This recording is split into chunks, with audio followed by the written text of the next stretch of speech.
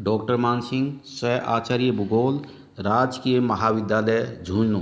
आज का विषय है भूमि उपयोग को प्रभावित करने वाले कारक। भूमि उपयोग भौगोलिक अध्ययन का प्रमुख अंग है, क्योंकि मनुष्य भूमि पर रहता है, भूमि पर ही अपनी विभिन्न क्रियाकलाप करता है, जिसके कारण से मानव एवं भूमि के मध्य गहरा संबंध है। अतः हमें भूमि उपयोग के बारे में अध्ययन करना हमारे लिए आवश्यक हो जाता है। यहाँ भूमि उपयोग का अर्थ मानवीय रूप से है, जिसका उपयोग मानव अपने स्वार्थ के लिए या अपने हित के लिए विभिन्न रूपों में करता है। इसलिए भूमि उपयोग का अर्थ उन सभी प्रकार की भूमि से लिया जाता है, चाहे कृषि भूमि हो या औद्योगिक भूमि हो या शहरी भूमि हो या ग्रामीण भूमि हो। भूमि उपयोग को फोक्स महोदय ने निम्न शब्दों के माध्यम से अभिव्यक्त किया है। Land use is the actual and specific use to which the land surface is put in terms of inherent land use characteristics. इसे हम हिंदी में इस प्रकार से कह सकते हैं, निहित भूमि विशेषताओं के आधार पर किसी क्षेत्र का वास्तविक उद्देश्य के साथ उपयोग करना भूमि उपयोग कहलाएगा। इस प्रकार स्पष्ट है कि एक निश्चित उद्देश्य से भूमि का उपयोग ही भूमि उपयोग कहलाया जाएगा।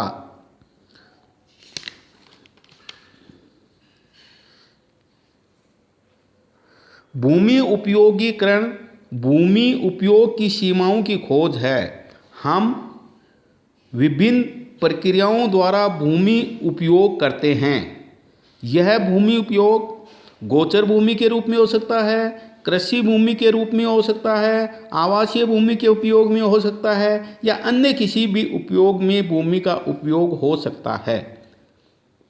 भूमि उपयोग की सीमाएं समय समय एवं स्थान के अनुसार बदलती रहती हैं, क्योंकि समय एवं स्थान भूमि उपयोग को निरंतर बदलता रहता है।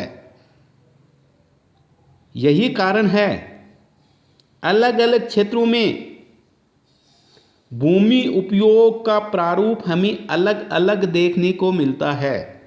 इसी प्रकार से समय के साथ साथ भी भूमि उपयोग बदलता रहता है।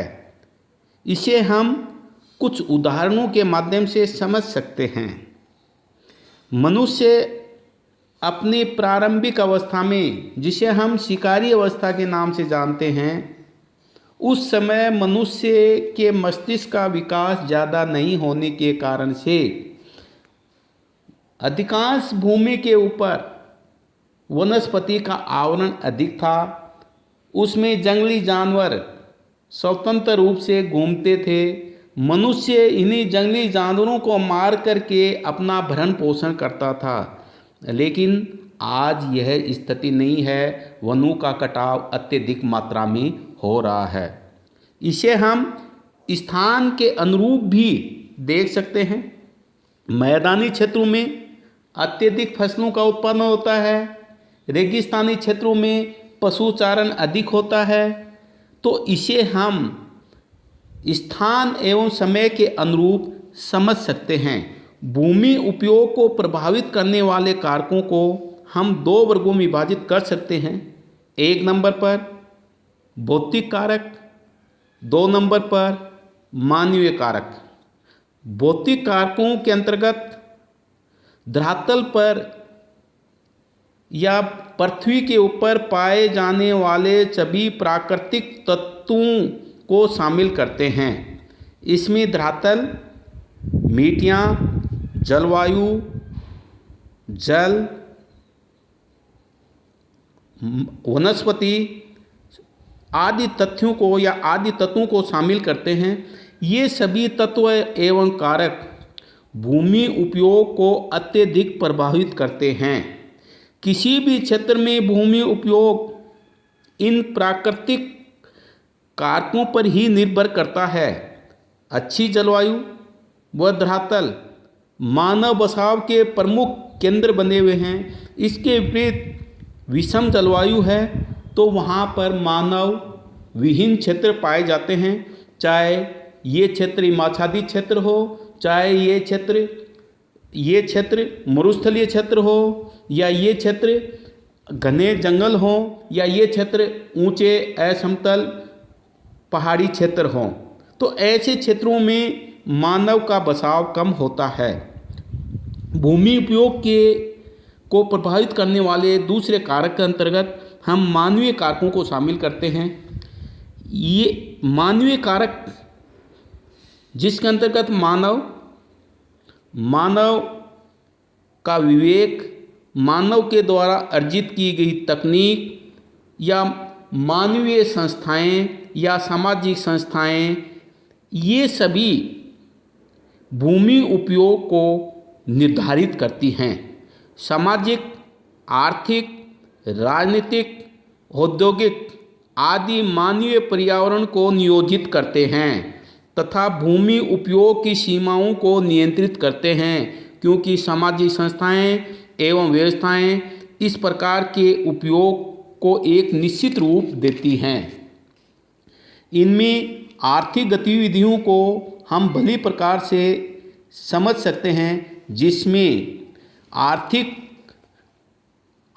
क्रियाओं के माध्यम से भूमि उपयोग अत्यधिक प्रभावित होता है। इस प्रकार मानव के संस्थागत तत्व भी प्रमुख रूप से भूमि उपयोग को प्रभावित करते हैं, जिनमें सांस्कृतिक पर्यावरण, सामाजिक समूह, सामाजिक रीति रिवाज, सामाजिक मूल्य, कानूनी तौर तरीके आदि प्रमुख हैं। विभिन्न क्षेत्रों में इनके प्रभावों का रूप कृषि में भली भांति प्रकार देख सकते हैं। क्षेत्रों में भूमि स्वामित्व, खेतों का आकार, भूमि व्यवस्थाएं भी भूमि उपयोग को निर्धारित करती हैं। इस प्रकार भौतिक दशाएं एवं मानवीय पर्यावरण की गतिविधियां भूमि उपयोग को प्रभावित करती हैं।